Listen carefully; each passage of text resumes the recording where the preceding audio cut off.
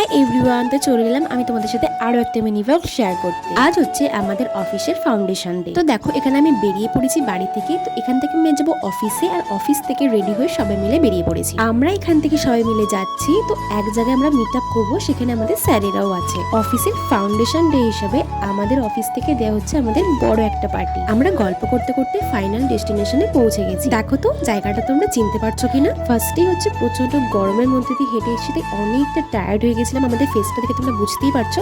তারপরে দেখো ওখানে আমরা স্যারদের সাথে মিট আপ করলাম, তারপরে চলে এলো আমাদের লাঞ্চ। তো আমরা ওখানে প্রায় পৌঁছাতে 3টে নাগাদ বেজে গেছিলো। তো লাঞ্চ করতে সময় আমাদের 4টে বেজে গিয়েছিল। তো দেখো এখানে আমরা সবাই মিলে লাঞ্চ করে নিচ্ছি। লাঞ্চে কিন্তু অনেক আইটেম ছিল, প্রচুর আইটেম ছিল।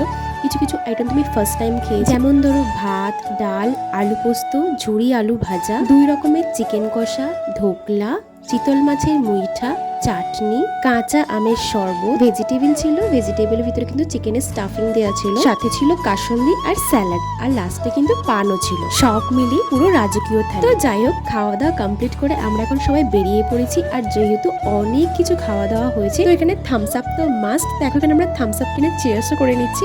তো চলো, এখানে খাওয়া দাওয়া কমপ্লিট করে এখন আমরা চলে যাচ্ছি বাড়ি। আমার এই মিনি ব্লগটা তোমাদের কেমন লাগলো অবশ্যই কমেন্ট করে জানিও। চলো টাটা।